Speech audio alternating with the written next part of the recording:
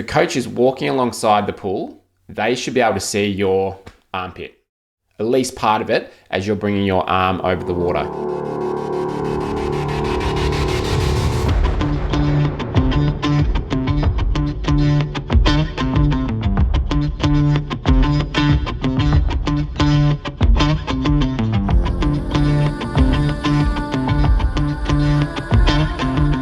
Hi, I'm Brenton from Effortless Swimming. I help swimmers and triathletes go from struggling in the water to swimming easy, fast freestyle that they actually enjoy going to the pool or going to the open water to swim. If you've ever felt like you're slogging your way up and down the pool, like it's hard work and you're kicking hard or your arms are working really hard but things aren't flowing together, that can be from what you're doing with your arms over the water. It's called your recovery. In this video, I'm going to show you how you can go from a closed recovery to an open recovery, and how you need to show your armpits to the side of the pool in order to be coming over well, so that you actually get some rhythm and momentum in your stroke where things just seem to flow compared to it feeling like you're slogging your way up and down the pool. And at the end of this video, I'm going to share with you a couple of steps and drills that I use personally in my warm-up to help get this happening so that in your main set, this is happening automatically and you don't need to think too much about it. A closed recovery, and what I see on a regular basis at clinics and people that I coach online, is that when they're coming over the water, their elbow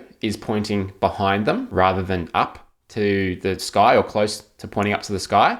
And their hand is swinging around often quite wide and just very low to the surface of the water. It's kind of like dragging your feet along the floor as you're walking. It's not going to give you as good a momentum forwards compared to if you lift your foot, lift your leg, bring it forwards and land it out in front. You don't want to be dragging your feet on the floor. Same with swimming. You don't want to be dragging your arms really low to the surface of the water. You need to get some carry over the top. Now, you don't want to get too much either, because I've seen swimmers think of the term high elbow recovery and think, okay, I need to get my elbow really high over the top of the water. So I'm going to bring my arm over almost vertical and straight. But for most adults that I work with, they don't have that range of motion through their shoulders. And so that high elbow recovery just turns into this excessive rotation, excessive lift of the arm, where they're much better off just bringing it over. Yeah, be somewhat direct, but just get it over, get it out in front. That way you can start to get your stroke rate up a little bit. You don't need to do anything excessive and think of this high elbow recovery as coming way over the top. An open recovery, where if a coach is walking alongside the pool, they should be able to see your armpit, at least part of it, as you're bringing your arm over the water. That to me is what I'd consider an open recovery or high elbow recovery, not where we want to be closed and you can't see the underarm. That to me, the recovery is going to be too low. So that's what we're going for with these 3 steps. So let's get into it. The first thing is that you need to have your shoulder out of the water a little bit when you are bringing your arm over the water. If your shoulder is in the water, it's very hard to get the arm over comfortably. So step 1 is get the shoulder out. And a way you can practice that is side kick drill, where you rotate it to about 60 degrees on your side. You've got one arm in front of you and your opposite shoulder, this is the key thing, needs to be out of the water. Just practice that. So you've got a bit of rotation. It's more rotation that you'll have than when you're actually swimming for this drill, but it's okay. We're just practicing getting that shoulder somewhat out of the water. Again, not where you're all the way on the side, but you're just getting that shoulder out of the water a little bit.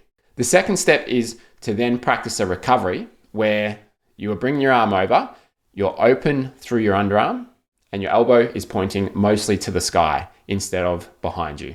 If the elbow is pointing mostly behind you, that is a closed recovery.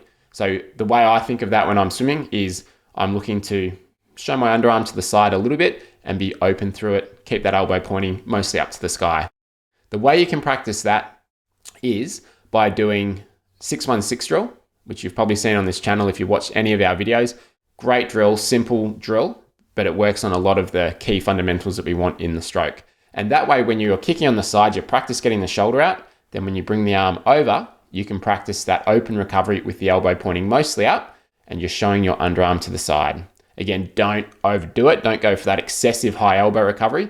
Not required. Step 3 is to practice coming over in a way where the hand is relaxed. It's called recovery over the top because your hand should be somewhat relaxed over the top of the water. If it's tense, then you're going to have this excess tension through the shoulders. You're not going to move as well. You're not going to move as freely. So we've got to relax the hands. And I really like fingertip drag drill but make it wide. So wide fingertip drag drill, where you're dragging your fingertips on the surface, so you've got to relax your hands to do it. You've got to feel like the elbow is the thing that's causing the arm to come over the water, but we don't want to come really close to the body where we're getting jammed up. Just let the hand be a little bit further away. And this is the drill that I use in most of my warm-ups to help set up my recovery, because previously my recovery has been a little bit wide and a little bit closed. So this is a drill that I'll often do 50 to 100 meters of in my warm-up, where I'm practicing those couple of things. And for me, it's worked really well with getting better momentum and carry over the water so that things can work together much better.